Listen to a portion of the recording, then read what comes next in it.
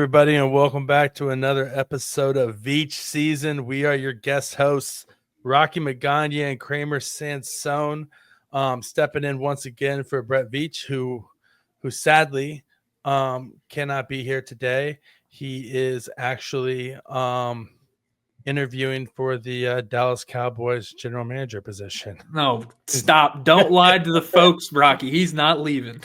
There's no way that Jerry Jones is ever not going to be the general manager for the Dallas Cowboys. I'm just joking. But Kramer, off the top here, I do have a question for you. Would you rather? Okay.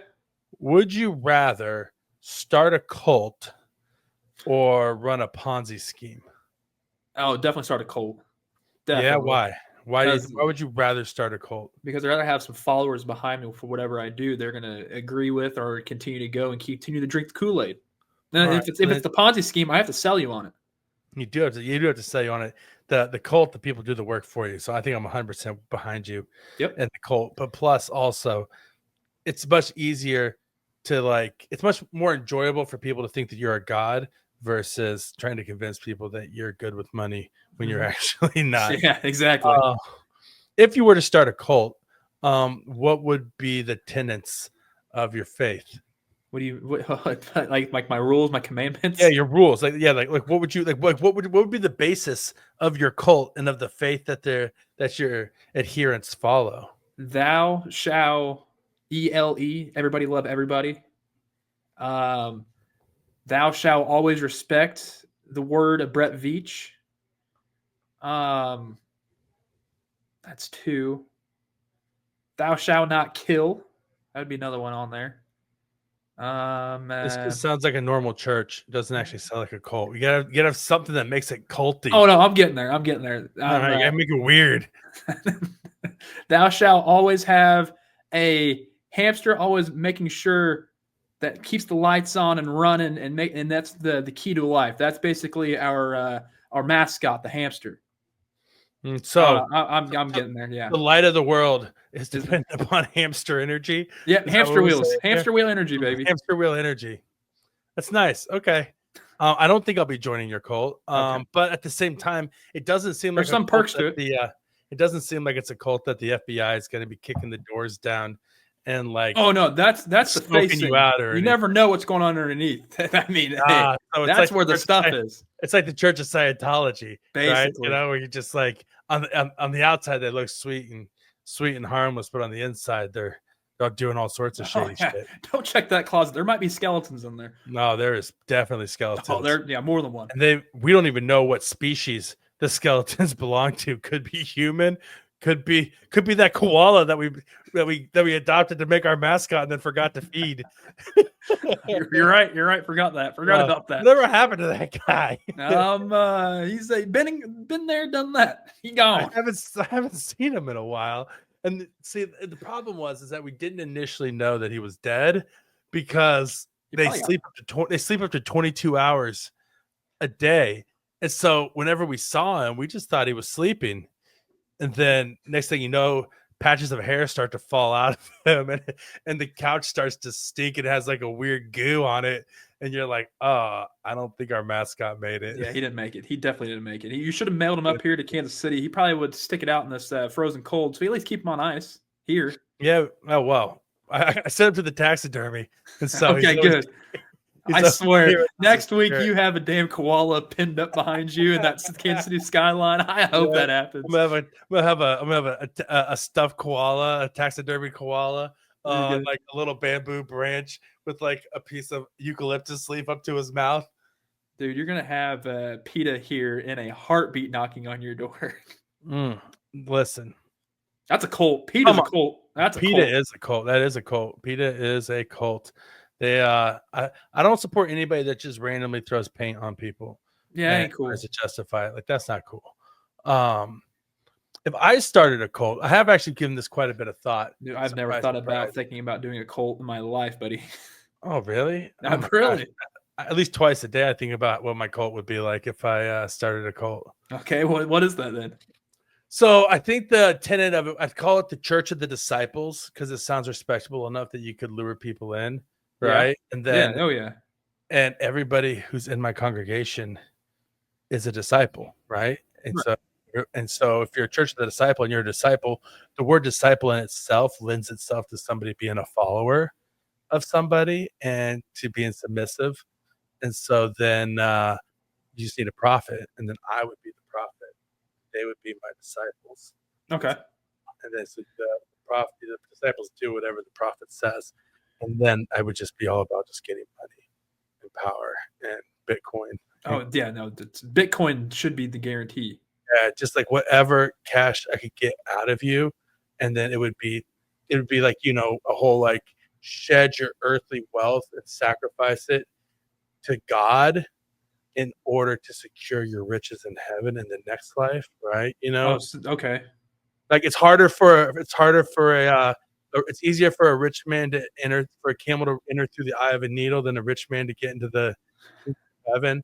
I would just say that over and over and over again, to convince them that I'm trying to, by shedding their earthly wealth and donating it to charity, it would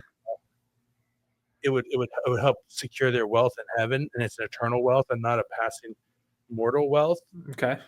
Charities that we're donating to are actually backed and controlled by me, and so it's like that whole 3 cups of tea thing where it's like, oh, I'm building houses, I'm building schools in Nepal, but I'm not building anything in Nepal, but I'm building myself like my own Everest base camp. Yeah, gotcha. So you're going to the moon basically, and you're okay. Yeah, I'm just taking all the money and just hoarding it, and then just promising people eternal salvation, and then you've really thought about this, dude. Like, and just piece it out at some point. You give me 30 seconds to come up with something on top of my head, but you get this elaborate plan because you think about this constantly. So yeah, go to www.churchofthedisciple.org to see our belief statement and sign up today.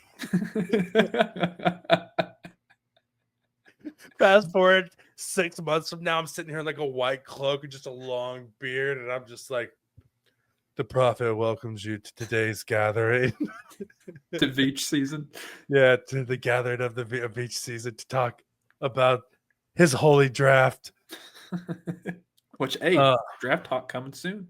Draft talk coming soon. As soon as we wrap up this Super Bowl, this podcast is shifting back to a draft podcast until after the draft, and then it's shifting back to a bullshit podcast for the off season. It will be a bullshit off season. It will be. It'll be a bullshit podcast back in the off season, and we'll just follow that death spiral until they kick us off the air someday, and we'll just do it for as long as they'll let us, Kramer. Amen, brother. Well, we've managed to waste 8 minutes talking about Colts, so I guess it's time to ask what's hot with Krame Dog. So, Rocky, I've been I'm a card collector, you know this, sports card collector, and I was thinking just today, what happened to when you go to the store, go to like some type of little shop, get you baseball cards, get you some football cards. What happened to card companies putting the bubble gum in the card? Like that, like honestly, isn't that what they were trying to do beforehand? Like in the early 50s, 60s, you buy gum, you got the cards for free. Now we're basically just buying the cards itself. Like what? I'm kind of curious if you want the gum back in the cards or not.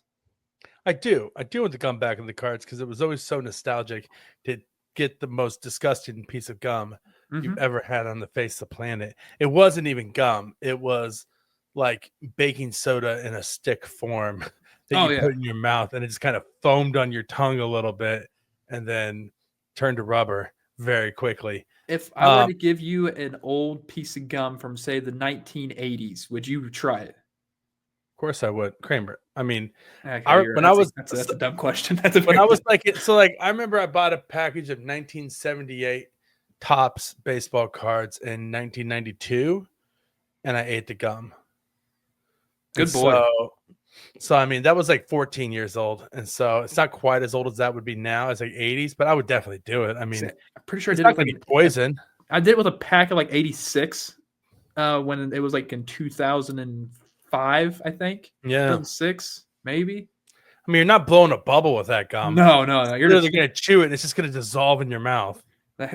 break apart, and then you just spitting all the stuff out. It's like, all right, this wasn't worth it. And you put the next one in because you open the next pack. Yeah, you're just eating chalk. It's like the equivalent of if somebody took just the sticks from Fun Dip, not the actual Fun Dip, just the stick part, and then shaved it into very fine slivers. Yes. And put that in a pack and said, "Here you go. This is gum.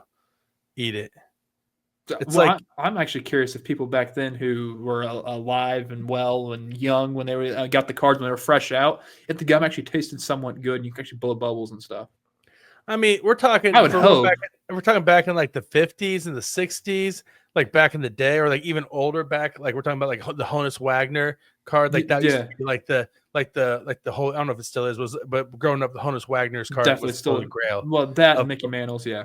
Yeah, the Mickey Mantle that there's only one that's in like mint condition or whatever that's known. But like, yeah, the Mickey Mantle and the Honus Wagner are like the holy grails of baseball cards. But the Honus Wagner is old ass card. So like back in that day, like I'm sure anything you got was considered a treat because kids were running around with candy cigarettes hanging out of their mouths and real cigarettes hanging out of their mouths because they were working at the GD coal mine with their dad starting at like age 6. Putting a little bit of whiskey in their coffee on their way to work. And then for Christmas, they'd wake up and get a hooping stick if they were lucky. You run around the street playing hooping stick. And then somebody shows up and says, "Hey kid, you want a stick made out of sawdust? Here's a treat." And they're like, "Oh, great. This is much better than coal, which is what I normally eat." Oh boy, what a time it was back then. What a time. That's back when boys were men. Yeah, it's true. Now everybody's just soft. You know, I had a thought yesterday that it's probably gonna get me in trouble for saying it, but oh boy, you know, who cares? No one listens to the show anyways. It's all right. Yeah, nobody cares. But like, so growing up, I used to wear, because I am who I am. I used to wear FUBU quite frequently, right? Oh, hell yeah! Which is for us by us, right? Which is what FUBU stands for. And so I was at Walmart buying my kids some clothes yesterday, and the brand there is Granimals, which is like very cheap. They make, we're talking like $3 for a pair of sweatpants, nice. Kind of thing. And you look at it, it says like made in Indonesia. And I thought to myself, I was like, well, I used to wear FUBU, which is for us by us. So like my kids are wearing for toddlers by toddlers in the sweatshops. I mean, at least there's some toddler, like I guess, reaping the benefits to that. I guess now I don't know if there's many benefits being reaped, but at least they're helping out their fellow child. That's true. Oh, that's a horrible thing to say. Oh man, it's okay. For it's toddlers okay, by toddlers. For toddlers by toddlers. FTBT. It's not terrible if we know it's already true. So no, it's definitely true. Yeah, that's the sad part. Was it Gap and Old Navy got in trouble for that a while back because they had a whole bunch of sweatshops there for a while and they got busted for them. It's much more prevalent. It's less so prevalent than it used to be, but it's still more prevalent than you would like it to be, just because the need for cheap goods and people's inability to spend $300 on a pair of jeans and put food on the table for their families. It's do what you gotta do. Simple economics. You do what you gotta do to take care of your family, and as a result of that, other people are taking advantage of other people who are doing what they have to do to take care of their family, and it's a vicious cycle. And at the very top of it is a bunch of greedy bastards getting rich off the whole thing, and those are the people you need to target. Yeah. So with going back to my cult for a second, I'd have to put something in there where we just like destroy the greedy bastards. Like we just like, curse the greedy bastards, make so there is some good to your cult. Make voodoo dolls, of like the 30 richest people in the world and like just shove ice picks into their crotches and like make anatomically correct voodoo dolls and just like for like Elon Musk and just take like a very long needle and just put it right up the pee hole very slowly while I preach to my congregation. Like just like take like an obscenely long time where it's just like you just hold it and you're just slowly taking this 3-foot needle and just sliding it all the way into his pee hole till it comes out his ass, and then, of a voodoo doll of Elon Musk, and then Why is it gotta be Elon? Come on now. I mean, Elon is probably the Antichrist. Let's be honest. Hey, he's helping out those fires right now. Oh well, he is helping out the fires right now. That's how that's what he wants you to think. That's what he wants you to think, Kramer. I don't actually. I'm not too educated on that. So good for you, Elon. Doesn't have to be Elon. Any rich guy, any of the rich greedy bastards, the greedy bastards that own the sweatshops, will do them. We'll make a voodoo doll of them and shove needles into their dick holes. That's not a visual for church. That's not the church you grew up in, Kramer. That's the church where we keep it real while we're lying to you. Jesus Christ. Okay. Come on, beach season, baby. Anyway, beach season, baby. So, shockingly, no 5-star reviews this week. I don't know why. If you want to leave a review, you can also leave it on X. Feel free. Leave it on X.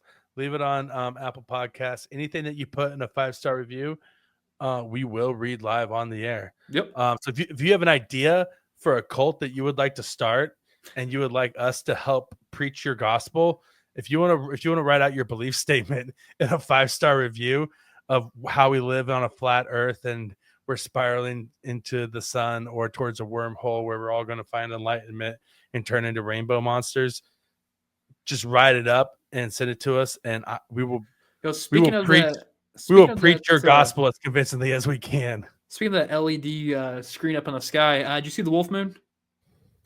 I did see the wolf moon. It was amazing. Haven't yet. I haven't. You can still see it tonight. Yeah, it was. Yeah, it was impressive. Also, my head out here, do you feel different during a full moon? My hair grows more rapidly. Interesting. So you're like you are a werewolf. Yeah. Do you feel like your emotions or like your hormones are out of balance during a full moon? If I'm being honest, no. I still feel the same. I feel like I'm in pain 24/7. I'm good. I guess it's just Kramer. You're like I hate my life every day when I wake up, and it's just nothing but darkness and misery and sadness, whether there's a full moon or not. Yeah, exactly. Yeah, no, this weather sucks though in here right now in Kansas City. No, the weather does suck right now in Kansas City. I remember back in the day when I used to work at I used to run I used to manage a group home there in Kansas City for youth. And whenever there was a full moon, like I swear to God, the kids went effing bananas. Like their emotions were all over the place. Like it was like they were completely out of whack with the full moon. My mom's she was a school teacher, and she's like, yeah, no, you could tell when it's a full moon. Yeah, it's real. Like it messes up kids like hormonal balances and shit. And I think it messes mine up a little bit. I get a little testy during a full moon. I'm not gonna lie. I kind of act like I'm hangry, but I'm not hungry. I'm just like. So that's why you've been acting like this today and yesterday. Yeah, that's why when you said, "Hey, Rocky, good morning," I said, "Eat a dick, Kramer." I was very shocked. I was at 6 o'clock in the morning as well. 6 o'clock in the morning, just coming at you hot right off the bat. I was shocked. I was. Yeah, it was. But then you took my advice, and it was better than you expected. No, I did not take your advice. No, back that up. Back beep, beep. Get that back. No, you did not take my advice. Yet. No. Ever. All right. Anyway, let's get into some actual stories this week. Big news here in the kingdom. Her Majesty Golden Ray Mahomes was born and came into the earth. Patrick Mahomes now has and Brady Mahomes now have their third child, a little girl named Golden Ray. Congratulations to the Mahomes family. We can't wait until she becomes the second female to ever play in the NFL behind her sister Sterling, along with her brother Bronze. So we said Sterling was going to be a kicker, right? Is that what we said? I think so, because Bronze is going to be the QB. Bronze is going to be the QB. I feel like being the third kid, you got to be a scrapper, right? Like you're the baby, but like Bronze is going to be the middle kid, so he's going to be a little bit like showing out, trying to like be seen. And even though she's the baby, she's gonna have to be able to stand up for herself because Bronze is probably gonna, be a little salty towards her. And so with that, what do you think? I think maybe cornerback. No, I think more of a slot Trying to be a slot wide scrapper. receiver. Slot Slot wide wide receiver. receiver. Bronze is gonna make her go out there and run routes all day. Yep. Oh She's yeah. yeah. And then whenever she can't like catch anymore, then she'll transition to corner. Yeah, I would say like third down back, but I don't know if I trust her in pass pro. Yeah, you gotta see the protection on that. Yeah, like I don't like call me crazy. I want somebody named like Michael Burton doing my pass pro on third down. I don't want somebody named Golden Ray. Yeah. Like Now, it doesn't Golden sound Ray, like Golden Ray catching a touchdown sounds fantastic. Golden Ray catching a touchdown and then getting a 15-yard penalty for doing obscene touchdown dance or like doing something that's not allowed.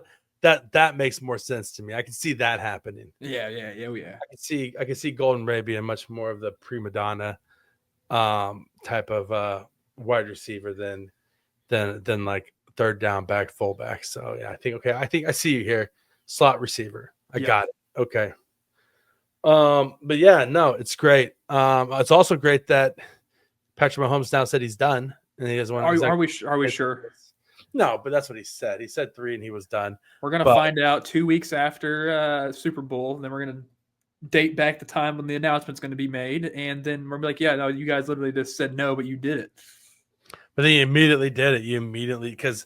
But here's the problem. Like, I bet you Patrick Mahomes is probably the most fertile human being in the world. Like, he probably just looks at her and she gets pregnant because he's Patrick Mahomes.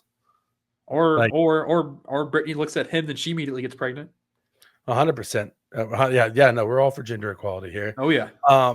Like not to be TMI, but like shockingly, me and my wife like never had a problem conceiving our kids. We're like, hey, we're gonna have a baby, and then we got pregnant, and it was insane because we know a lot of people who struggled to get pregnant in their pregnancy journey, and everybody's journey is different, and there's a lot of people that struggle with that, and my heart goes out to them fully.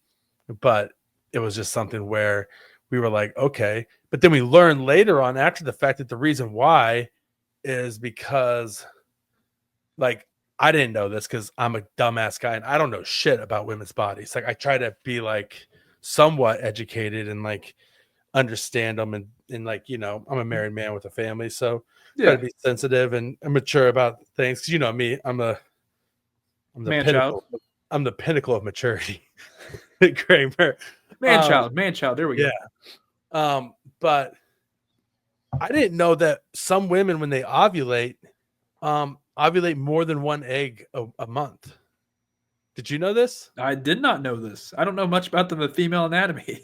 Yeah. So here's the deal: is my wife, I guess, the reason why they said that they figured that we probably got pregnant so easily every time we tried is that my wife ovulates like 5 eggs a month.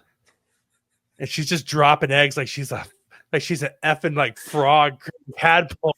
And so of course I'm just shooting. They're just like an egg here, pew, pew, pew, pew, pew, just like diving in. You better hope she doesn't listen to this podcast. You better hope she doesn't. No, it's fine. She knows what I talk about. I was actually telling her today, I was like, you should listen to the podcast sometime because I do talk about you a decent amount. And she was like, well, I don't want to listen to the podcast. I don't want to know what you say about me. And I said, listen, I may say some things that are crude, but I don't ever say anything bad about you because I love you.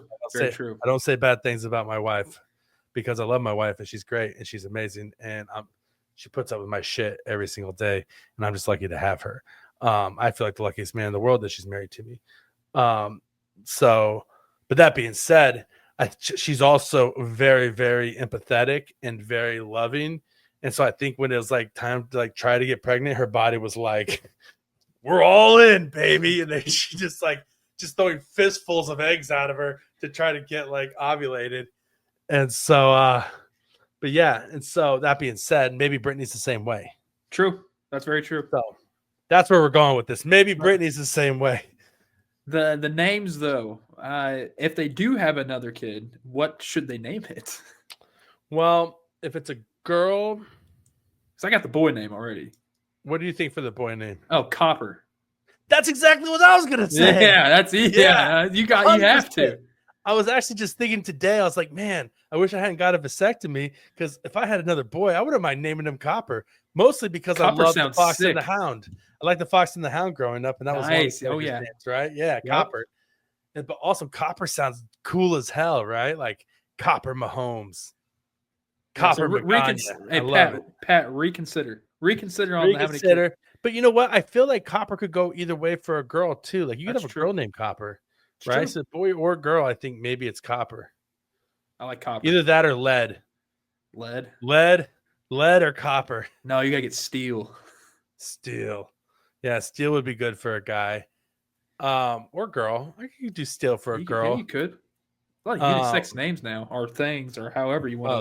A lot of yeah. Well, also however you want to toe the line. Well, I mean, and like, what you don't know what they're going to identify as when they grow up either. So it's like it's true. And might as well just hedge your bets and just name it something that could go either way. Yep, that's fair. That's a fair point. You know what I mean? So, listen, we're living in 2025. You gotta plan for the age you live in, Kramer. Oh boy. Like, I mean, can you imagine, right? Like for instance, like we're going there right now. Like, imagine if like there. Like, no, first of all, let me just say this. Life is hard. Whatever makes you happy, I don't give a shit. Whoever you love, as long as you're not hurting somebody, I don't give a shit. I'm an ally to everybody. I love everybody.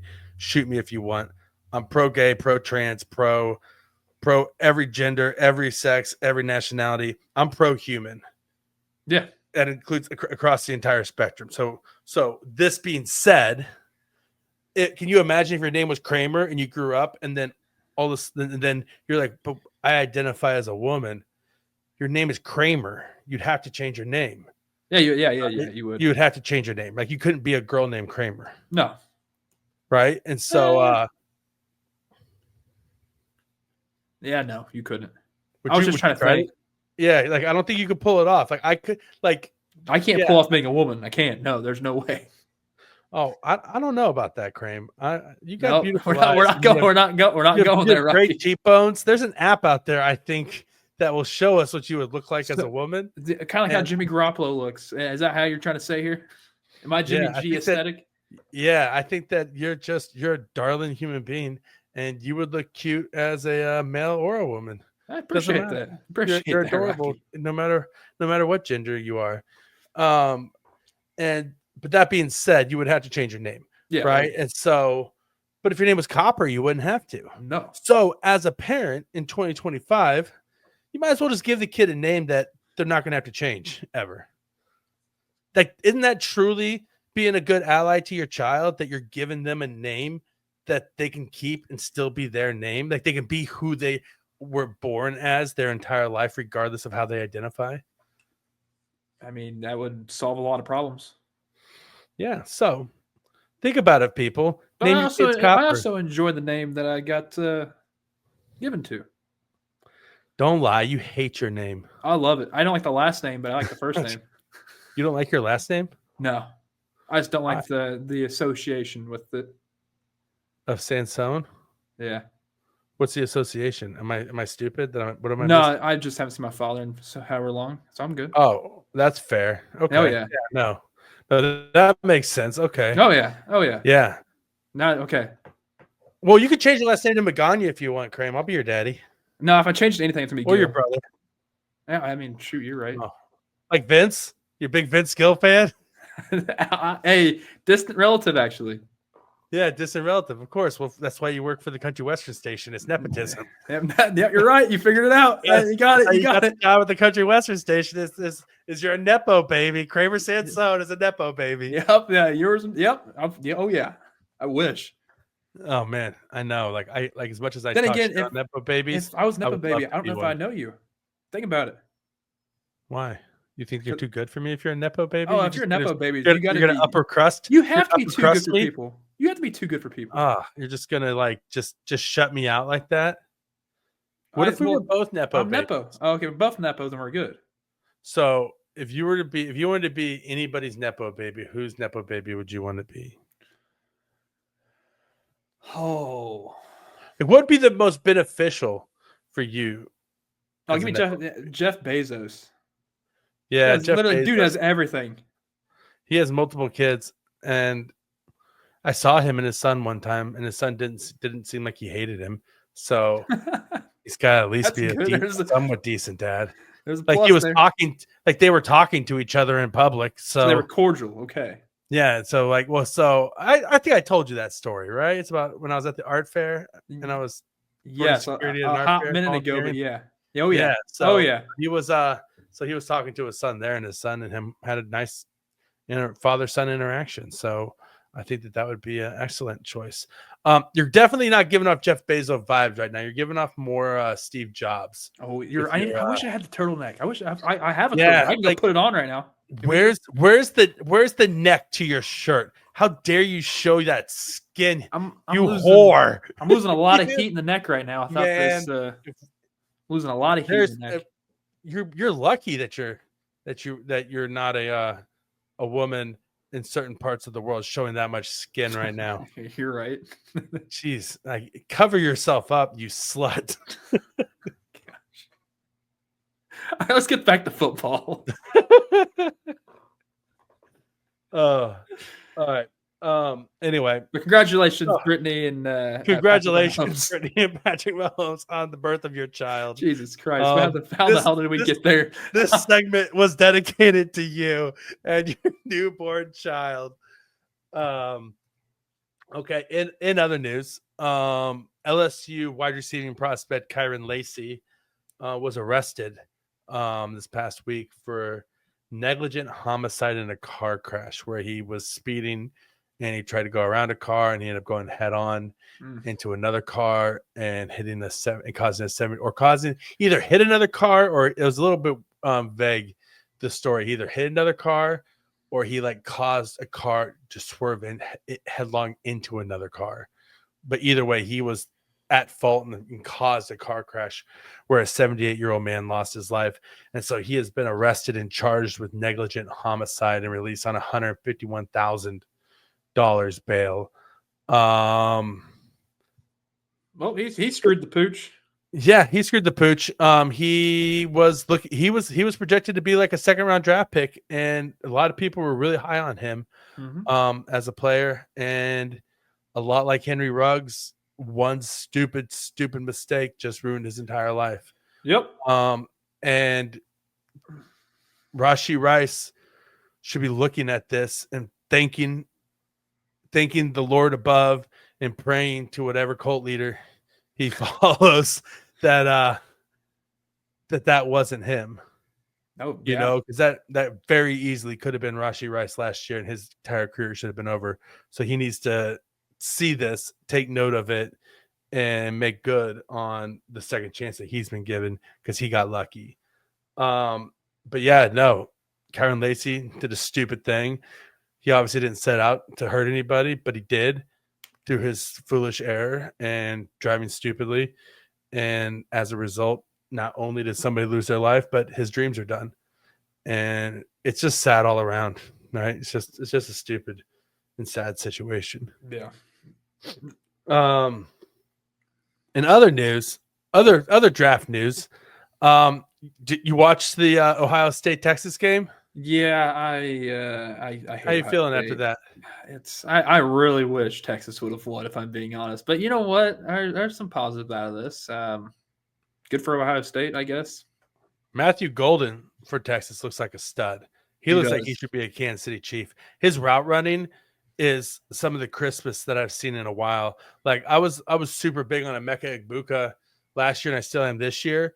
But he looks like that Emeka Egbuka type, that slot receiver where he doesn't have the top end speed. He's not the best athlete, but he has good length to his arms. He moves well from an agility standpoint. He can stop and start on a dime. He has an excellent release package. He's awesome at running routes. His hands are like Brandon Lloyd's, Kansas City prospect Brandon Lloyd from back in the day, who would make some amazing one-handed grabs across the middle. You saw him in that game making an amazing one-handed grab. But if you go back and watch the tape, all season long, it's just full of it. When Isaiah Bond went down, he became the go-to guy for Quinn Ewers and Texas's offense. And he's a guy who came from a smaller school and went to a bigger program and always had a great head on his shoulders, it seems like. And he's awesome. Post-game interviews, you listen to him talk, he seems like a smart, intelligent, hardworking kid. And I mean, he's the type of guy you want on your team, I think. He's got trustworthy hands, and I just from the start, from the jump, like his release so good. So good off the line. His release package is amazing. Like you put him in the slot, have Rashee Rice on the outside, and then Xavier Worthy, and it's like good night. Like boom. Like you got a trio of young wide What receivers. round? Second. It would take one of your picks in the 60s, I would say. Either your second round pick or your L'Jarius Sneed pick. Also another prospect that I would trade up for from that game is Jack Sawyer. Jack Sawyer single-handedly won the game, but that pass move that he put on Cam Williams, another prospect, like I've never seen such a bad pass rep out of an offensive line prospect as I saw out of Cam Williams. He didn't touch him. He whiffed completely, got out over his skates, almost fell flat on his face, completely off balance. And Jack Sawyer wasn't touched, strip sack, and then picks it up. And at 6'5", 260 pounds, is fast enough that he's pulling away from defensive backs, right? Or from wide receivers, and running backs who are chasing after him on Texas. Like he's pulling away from the pack as he's running that touchdown back. A guy who can move that fast at that size and has that kind of pass rush package, like we're talking like he's a special player, and like we're talking TJ Watt, I think, like type of pass rusher. And if you have a chance to get him and pair him with George Karlaftis, I think you have to do it. You just have to do it. That would be fun. It would be. I love to hate the guy because, of course, Ohio State. And he also has never beat Michigan his entire college career, which is you got to put a note on that. That dude, he's a stud. Like he's so forceful. He's very powerful, and man, he can be a game wrecker. Like he's a certified game wrecker. 18% pass rush win rate on this season. I think he had 40 pressures, 10 sacks, something like that. He can move. The guy produces. He can move. The guy produces. The guy is a certified stud. And if he ends up in a Kansas City uniform, it wouldn't shock me in the slightest, and I would not be upset because it's one of those things where Brett Veach goes out and gets the guy that he wants, and so depth, need, all these things. Brett Veach drafts the best available player, and if Brett Veach says this is the best guy that's available within striking distance, or he slides to the Kansas City for some weird reason because maybe he picks up an injury in the testing process or something comes out like he smokes marijuana with his mother on the weekends. Like, who knows? I don't know. Yeah. At least he's coming to Missouri if he does get drafted here. Exactly. Like that's the whole funny thing. Like Laramie Tunsil like slid in the draft because he smoked pot, and now it'd be like it's legal in half of the country. Which was badass how he had the gas mask on. Yeah, I had the gas mask on. I mean, at least if you're gonna do it, right, at least do it badassly. That dude's got lungs of steel if that's the case. Yeah, 100%. Well, he's a monster. He's a huge human being. It's gonna take a lot of weed to get him high. Yeah. Yeah, he doesn't smoke. Like when he smokes a bowl, it's like an actual bowl. Like he takes like a cereal bowl. Just packs it full of weed and just sticks his head in there. Just sticks his head right into there and just sucks it, just inhales it. Or he just bakes it into an entire cake and eats it. That's kind of cool. Yeah, that'd be good. I mean, like, but the problem is, like, you got to be careful if you're going to eat weed brownies, Kramer, because, like, you eat one and you're like, oh, I don't feel anything. And then you eat another and you're like, I still don't feel anything. And then you eat a third one. And then you like, oh, God, I feel all three of them simultaneously. Yep. Because they just hit, right? Yep. Oh, yeah. You don't wait long enough. Then they all three hit. And the next thing you know, you're just laying in a bathtub drooling, looking up at like the Paw Patrol, your kid's Paw Patrol like shower curtain, just going like, are these animals moving in real life? So this is what you were doing last night. Oh no! Well, what today? What day is today? Tuesday? No. It's much more of a Wednesday night thing, not a Monday night thing. Gotcha. Monday night, I got too much shit to do. Wednesday nights, sure. Yeah, there's nothing going on Wednesday nights. Down to clown on a Wednesday night. Yep. Staring at the Paw Patrol, getting bleazled and staring at a Paw Patrol shower curtain for an hour and a half. Ridiculous. Love it. Ridiculous. But yeah, so that also being said, Cam Williams should not come out in this draft, I don't think. No. He should go back for his senior year. He's a true junior, and he had a good enough year that people were like, wow, this guy's probably going to go in the first round.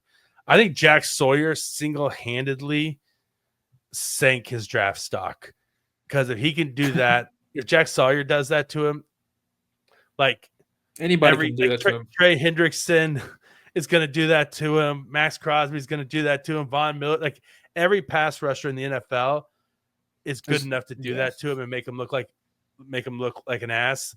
And the thing with Cam Williams is he's 6'5", 330 pounds, something like that. Like he's a big effing dude. He lost 30 pounds last year.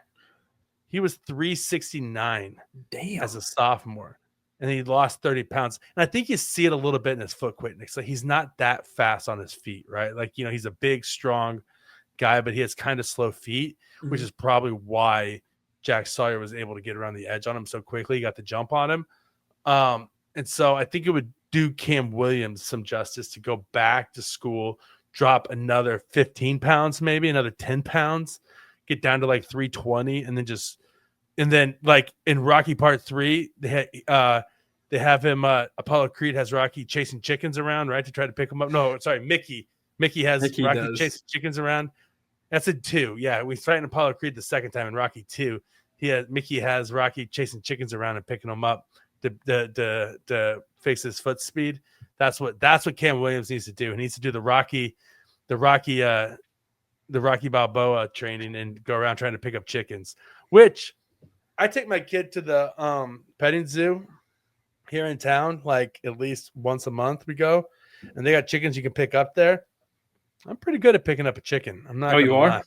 And so, yeah, I got the Rocky Balboa workout down, and my son, who's 3, can pick up a chicken too. He can get a chicken and pick it up. He picks up a chicken. What's the proper way to pick up a chicken? So you gotta don't stare at them directly. You get them out of your peripheral vision, out of the corner of your eye, so that they don't know that you're looking at them, almost like you're a predator. And then you walk up perpendicular to them sideways. And then while they're eating and they let their guard down, then you turn and you come up from behind and you grab them around the body with holding the wings down, and you just pick them up. And then you just hold them and you have them, and you pet them, do whatever you want. Seems easy enough. It's all about the approach. But then if they take off, you got to go. And the thing is, you can't pussyfoot around it. You got it. Like when you go to grab it, you got to be confident. You got to go. You got to grab it. Full send. You can't go halfway. It's like when you're trying to wrestle a steer, you can't go halfway. You got to go full in. If you go halfway, you're going to catch the horns. You know what I mean? Oh yeah. Yeah. So anyway, Cam Williams should go back to school and work on his foot quickness. Come on next year, he might be a decent prospect at that point. But right now, I'd have him off my draft board, to be honest, or not within the first 3 rounds for sure. Like if he slid to the 4th, 5th round, then sure, he's a viable. I gotcha. All right, so Mike McCarthy is out in Dallas. His contract was up. Negotiations stalled between him and Jerry Jones. So the Dallas Cowboys are now looking for a new head coach, and rumor has it that old Jerry's been talking to Coach Prime, Deion Sanders, head coach of the Colorado Buffaloes in the NCAA. What do you think about this, Krame? What do you make of this? I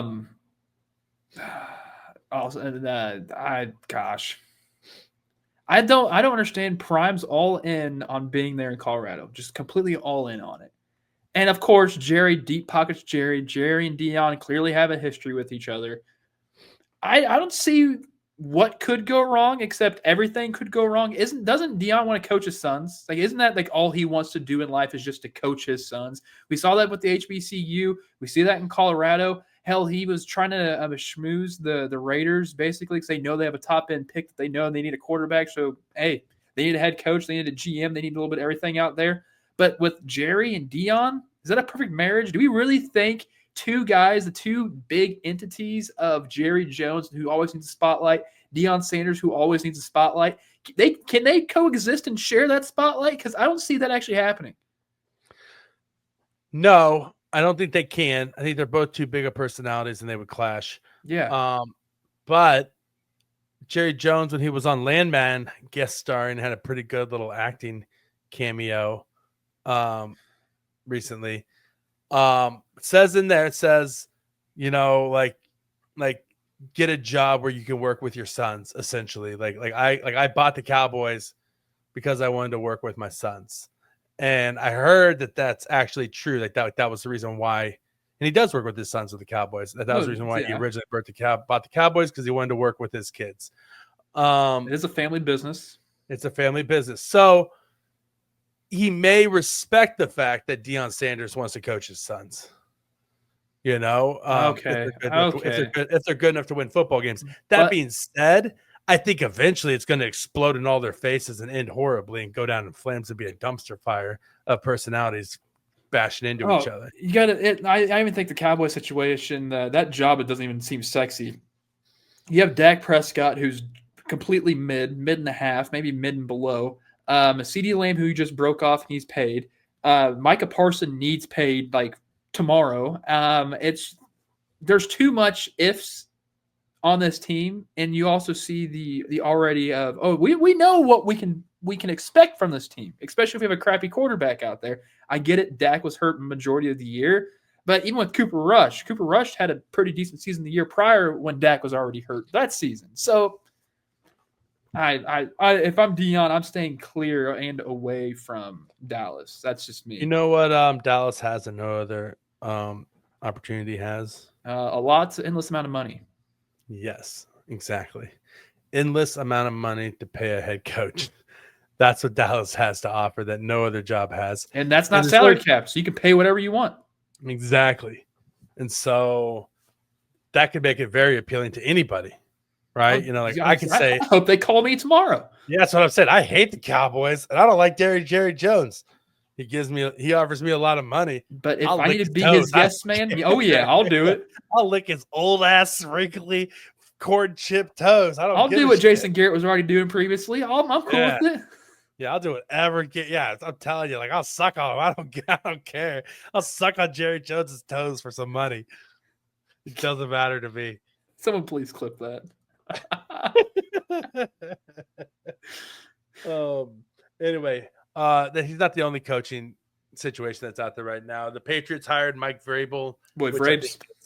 Yeah, good job, Vrabes. You should have been a head coach. You were the best coach available in the last coaching cycle. It wasn't your fault what happened in Tennessee, and you deserve to be a head coach. And those guys are already gone as well in Tennessee. Yep, they're already gone. The Jets dumpster fire situation. They're interviewing for a GM and a head coach. Both. Mike Borgonzi, assistant GM for the Kansas City Chiefs, has interviewed for that position. Congratulations, Mike. Steve Spagnuolo and Matt Nagy have both interviewed for their head coaching position as well. I think Spag's got a chance. I mean, he's a New York guy, right? He's a New York guy. He's got roots back there. I think that he has a better chance if Mike Borgonzi gets the GM job, right? True. Like if they hire Mike Borgonzi as their GM, then probably a bigger chance that Spags or Nagy end up being the head coach. And if Spags or Nagy do not end up being the head coach, but Mike Borgonzi is the GM, kind of like Ryan Poles in Chicago, is that telling about what they think of Matt Nagy and Steve Spagnuolo as a head coach, right? You know, and their and who they are and what they have as far as like being a CEO of a team. If you come from the organization, can you imagine if that does happen and like they literally Nagy and Spagnuolo both go? Yeah, well, like Spags, like Nagy becomes Spags' Yeah, OC. even though like we already know Nagy pledges allegiance to Andy, he probably everything is all Andy. But still, wouldn't that be something? Now this is when Would you rather see if you had to if one had to happen? Would you rather see Spagnuolo get another shot and go coach the Jets, and I'd be happy for him, or would you rather see Matt Nagy leave and Spagnuolo stay with the Chiefs? I kind of want to see if Spags could do it on his own, like officially do it on his own. Like we've seen how he is a head coach. It's not the best in the world, but he can turn that around. He can actually make it. Even though he hasn't made a name for himself, being one of the greatest defensive coordinators, I feel like you could solidify the Canton to a T if you actually have a successful head coaching experience in New York. Well, and let's not act like you don't have a chance. Like make the playoffs be successful. Let's act like he probably hasn't evolved as a coach also That's in true. his time in Kansas City and working with Andy Reid. Like I'm sure working underneath Andy Reid during these Super Bowl runs, he's learned a thing or two that he didn't have last time he was a head coach in New York. You know what I mean? Right. And so who was the head coach there? Was it Tom Coughlin? Yeah, he was under Tom Coughlin. You can learn a lot from Tom Coughlin, but yeah. You can learn a lot from Tom Coughlin.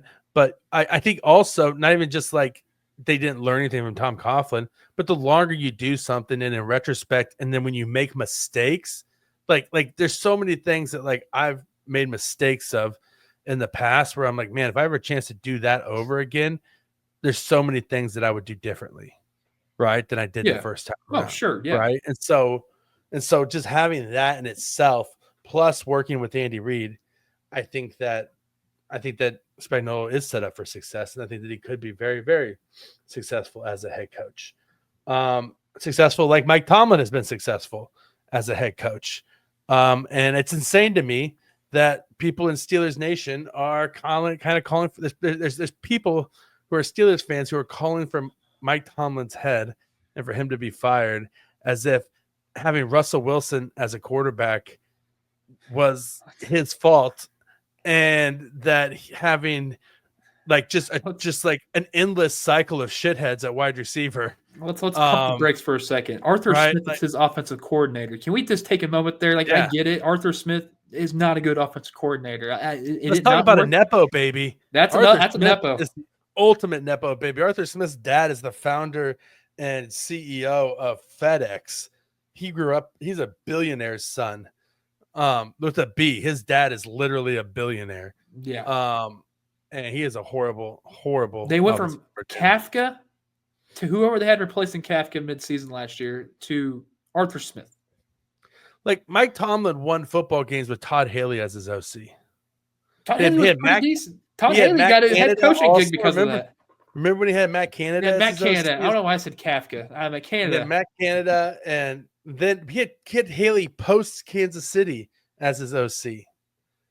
And he's won with some horrible offensive coordinators and with some horrible quarterbacks. Like he had Big Ben for a number of years, and when he had Big Ben, they were winning divisions and they were winning Super Bowls, right? So you give the man a quarterback who can actually play football, and he's gonna win football games. Who the what? Kenny Pickett, Mason Rudolph, now Russell Wilson. Yeah. That was the only Duck Hodges, Devlin Hodges. Yeah. That's literally the only quarterbacks we've seen, and Justin Fields. Well, Justin Fields, yeah, right. But Justin Fields got hurt too for a bit, and then they benched Justin Fields, which smart. He's smart. Justin Fields sucks. Sorry, I've never been a Justin Fields believer. Ever been. Justin Fields is just another quarterback that was ruined by Chicago. I mean, honestly, like they ruined him, and he wasn't. I didn't like him in college, even though he was super good. Apparently, well, regardless, Mike Tomlin is one of the best head coaches in the NFL, one of the most successful head coaches in the NFL, and I think he's currently the longest tenured head coach in the NFL. Yeah. So no losing seasons. Yeah, so just pump the brakes there, Steeler Nation. You got a good one. If you fire Mike Tomlin, you have a less than a 2% chance that you're going to find anybody better than Mike Tomlin. Ooh, and I know exactly where he would go. You think he'd go to Oakland or Las Vegas? Well, definitely go to Las Vegas. No, well, Steelers do not fire Mike Tomlin because I don't want to see Mike Tomlin be subjected to have to play. Because that would be a definite Tom Brady hire. Yeah, but at the same time, I mean, like, if there's one place that that he would not succeed in, it's Las Vegas, because nobody will ever succeed in that terrible organization. That we'll see.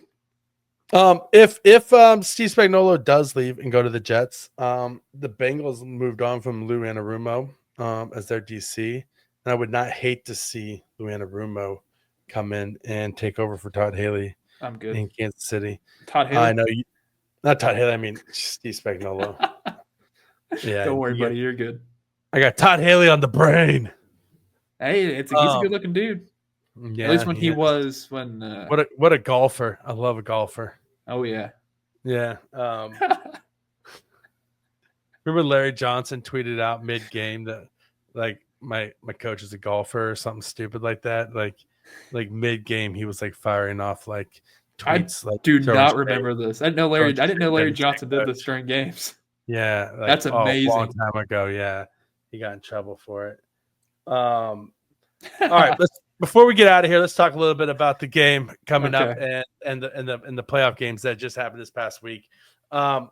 Broncos, Vikings, and the Chargers all embarrassed the shit out of themselves and got bounced out of the playoffs with very little effort on their parts whatsoever. I've never seen a team look so checked out in the playoffs as Minnesota looked in the second half. They looked like they just did not want to be there, and they did not want to be playing that football game. And it's a shame.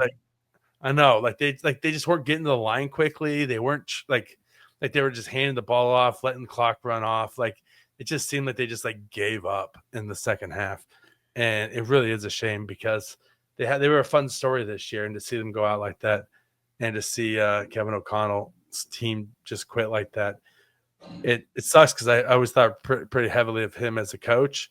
But seeing them exit like that, it's not a good look. I still think he wins Coach of the Year. Yeah, he probably should. I mean, he won 14 games with Sam Darnold at quarterback, and we saw Sam Darnold play like Sam Darnold. Exactly. That's why I think he should win Coach of the Year. Yeah. Chargers lost as well. Justin Herbert. Choke job. What a choke job for the Chargers. Justin Herbert played like Sam Darnold as well. Yeah, he did. He's seeing ghosts. Yeah, he was seeing ghosts. And is Justin Herbert overrated? I've never liked Justin Herbert. I don't think he's an NFL get you over the hump, get you over that big game moment. As he doesn't have that dog in him ever. He's never had that. It feels like it doesn't seem like he has that dog in him. That's exactly the way to put it. Is that it seems like he came in as a rookie and had some good games and put up some stats, and people anointed him as a Tyrod Taylor got his lung punched by a team doctor. Jesus. But they immediately anointed him as an elite quarterback, and he's just been in this echelon ever since. But he threw 4 interceptions, and you can say, "Oh, well, 2 of them wasn't his fault." He did not play good football in that game. He had 3 interceptions previously the entire season. He was making poor and stupid decisions. Yeah, Quentin Johnston can't catch a damn cold if he even tried. No, Quentin Johnston is horrible. Ladd McConkey's a stud, like I said he was last year. I knew he was going to be a stud. How many yards did he finish the year with? I mean, enough to. We had a bet. What was our bet that we had? We have to go back and listen to the tape. We had a bet about when he finished. Yeah, I thought I said he wouldn't get 750. He got over 1,000 yards this year. Did he? Yeah, 1,149. Let's see here. I wouldn't lie to you, Rocky. Well, I lost the bet. I lost the bet, Kramer. Well, we'll see what he does next year. Yeah, we'll see what he does next year. Coming for Ladd McConkey. Okay. He had a better season than Xavier Worthy. Did he? Yeah, he did. But he also had more targets. He had a lot more targets than Xavier Worthy did. Hey, that's not well, you're right. But then again, the Chargers only have one wide receiver, and that's Ladd McConkey. Yeah, they only have one. There's enough to spread the ball around for the Chiefs. Kind of have to when you're running around like a chicken with your head cut off because the offensive tackles aren't blocking for you. The Chargers are a complete mess, and sure, Jim Harbaugh got him to the playoffs, but this is just another situation of people thinking that the Jim Harbaugh phase. Oh yeah, 100%. It's another situation of people thinking that somebody's gonna come in and challenge Andy Reid, and then Andy Reid just not being challenged at all. Yeah. I mean, it's just, I'm not scared of the Chargers in the future. Shouldn't be. And I'm definitely not scared of the Broncos. They had a good first drive. And then nothing. And then that was it. And then they packed up and went home. And then they packed up and they went home and got bounced out of the playoffs. And every single Bengals fan in the world bitched and complained all over Twitter. That should have been us. These games are rigged and the playoffs are boring because the Bengals aren't. Just win enough damn games to get into the playoffs or shut your damn mouth and stop bitching. Yep. You babies. This is the way football's always been. You got to win enough games to get in the playoffs. If you don't get in, then shut up and do better next year. Do better. You didn't play well enough. You didn't win enough games. Shut your damn mouth. I don't know if I despise Bills fans more or Bengals fans more now. It's got to be Bengals. Bengals fans all the way. And I loved Kelsey's response on New Heights. Oh yeah, it was good. Because then they came. A couple Bengals players came out and said, "Oh, the Chiefs didn't want to play us. The Chiefs were scared of us." And Kelsey was like, "Listen, I'm not scared of anybody. I want it to be like Mortal Kombat. I don't even want to play the lowest seed. Just give me the best teams in a row, one after another, and I just want to go through every single great team out there." Heck, he even said he'd do it in the Walmart parking lot. He said he'd do it in the Walmart parking lot, and they could really throw down, right? Like he wants to play like. I think Travis Kelce's talking about the Independence Walmart, if you know what I mean. Yeah, we're talking. Travis Kelce's talking about like putting some barbed wire around your receiving gloves and slipping an elbow where you're trying to get some separation on the route. We're talking like NES Double Dragon, like sleeveless denim cut off jean vests and like fingerless gloves. It's a street fight. Getting into a rumble, kind of thing. And yeah, so because of that, also I think that Travis Kelce has a point to prove, and he's about to go nuclear in the playoffs against every team. And I think Patrick Mahomes is the same way. I think the fact that Patrick Mahomes didn't make the Pro Bowl, and the fact that people are saying that the Chiefs were ducking the Bengals and that they took a dive against the Broncos. I mean, like, they may not respond to these things, but they hear them.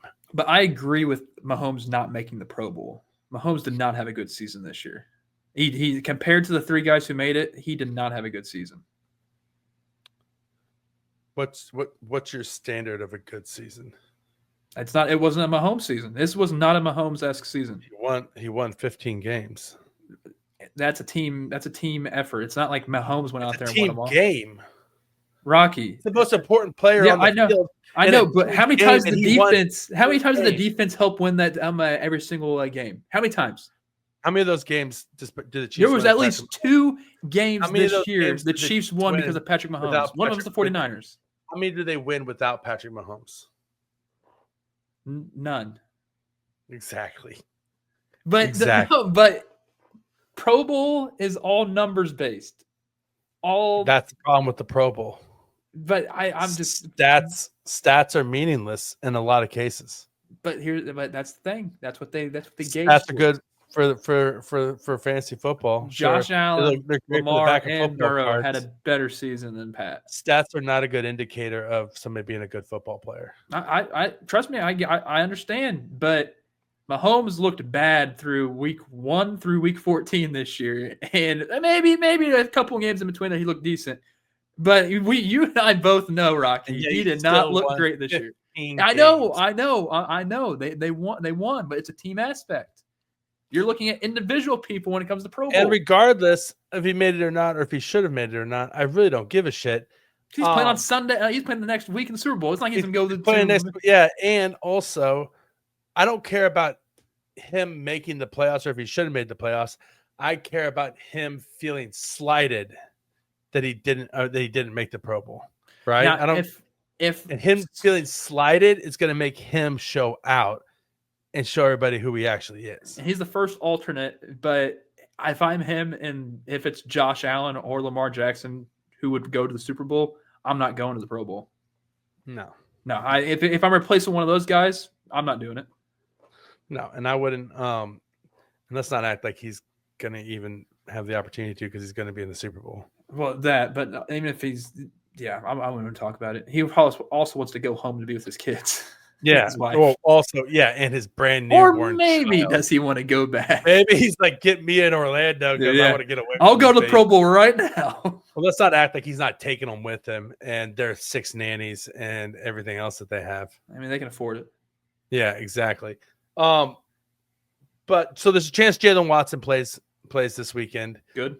He practiced today. Andy Reid says he looks good.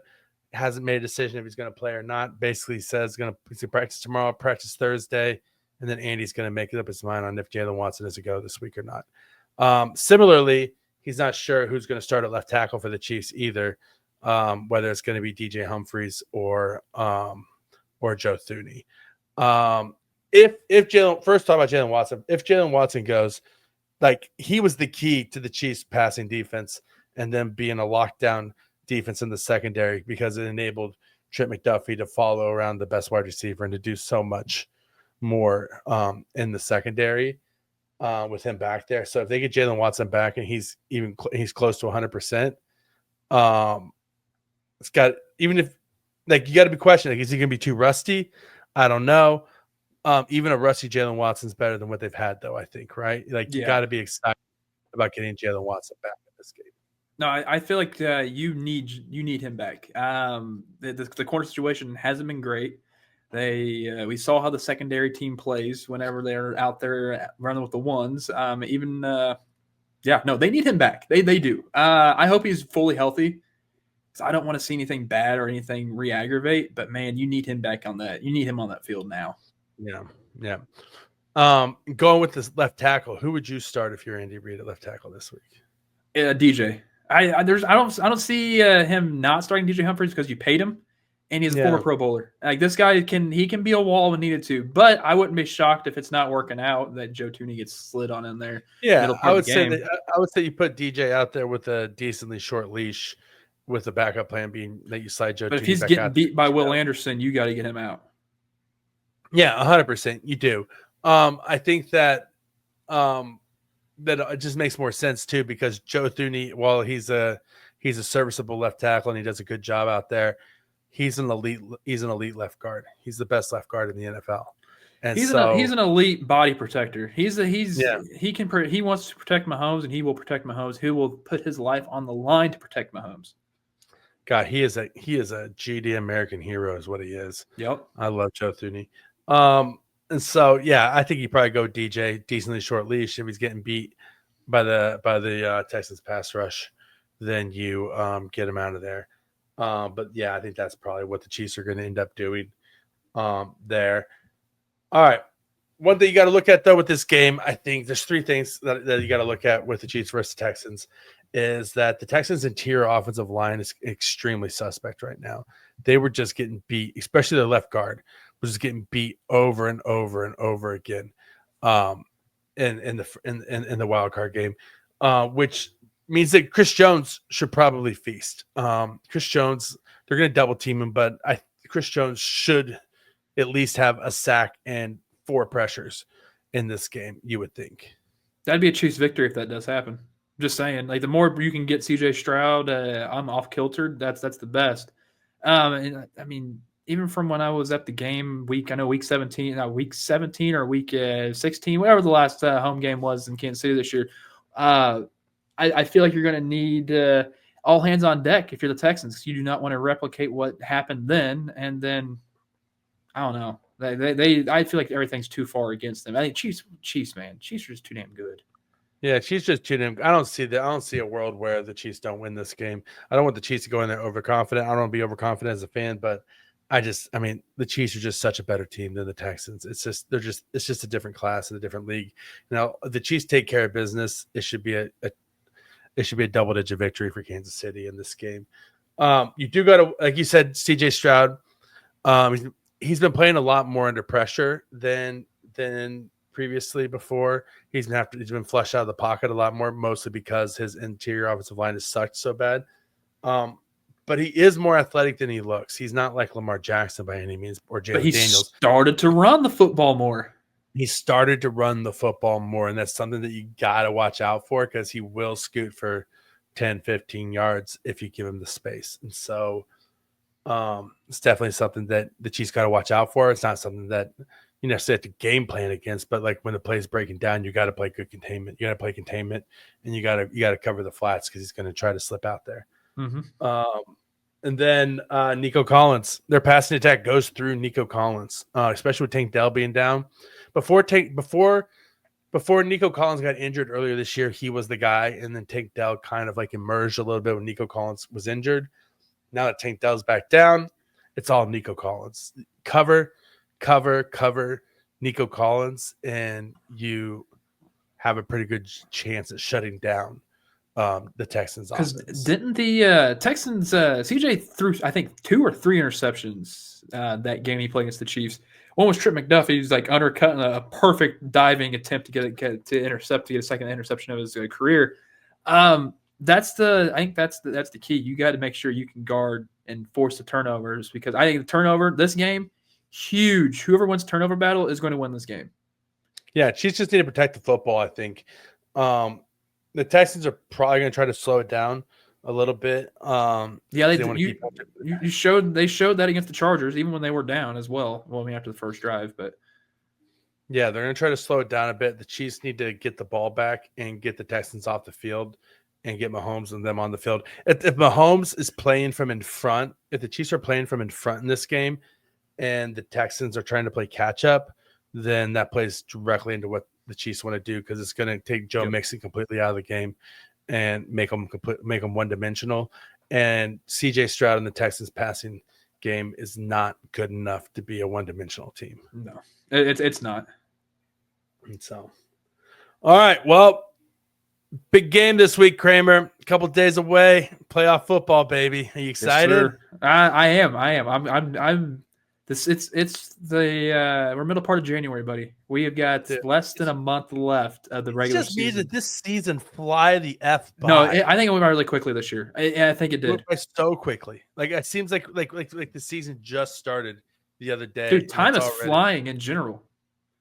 Well, you know what they say, like you like the older you get, the faster time moves, the faster you experience time, because basically you experience time as a reflection against your life experiences and all the time that you've lived and consumed up until now. So when you're younger, summer feels like it lasts forever, because your past history, you haven't experienced as much time behind you. But the older you get, the more time is behind you, the more of that reflection spaces. And so like it's all like as like a comparison of the time that you've experienced versus the time that you're currently in. And so the more that's behind you, the faster it feels to you in the present. So that must be what you're preaching at your cold on every other Saturday. Yep. The what would we call this? The increasing the church of the what'd you call it? What do you call it when like you throw a penny off of a building and terminal velocity? The terminal velocity of time theory. Okay. There we go. Yep, that's it right there. That'll be our first sermon, is the terminal velocity of time theory at the Church of the Disciples. Church of the Disciples. I was trying to figure that part out. Yeah. Listen, we passed the offering plate around just continually throughout the entire service. Once it makes a lap around, it just starts keep it going. It's like the wave. It just grabs back around the congregation a second time. So you know how we had the hamsters at mine? That's that offering plates. There's a hamster that just walks the entire time. You put it in a yeah. What do you think powers? It's like a little hamster powered robot that just carries it around. Oh yeah, it's like it has a little butler and everything. Roomba. Yeah, it's all tuxedoed. It's a Roomba with a basket on the top. It's powered by a hamster. That's exactly what it is. All right. Well, the Chiefs are on the precipice of immortality. 3 games just to make history. It's going to be a fun ride, and I think they're going to do it. I believe I'm 100% drinking the Kool-Aid that the Chiefs are going to three-peat and win the Super Bowl and make history and make you a Kansas City Chiefs fan, my friend. Sweet. All right. Well, I'm Rocky Magaña. He's Kramer Sansone. Get out there, love everybody, be good to everybody, find somebody, and make their day happy. And as always, thank you for the privilege of your time. We hope we earned it. and we truly, truly appreciate every single one of you Veachies out there. Be good to each other. We love you. We'll talk to you soon.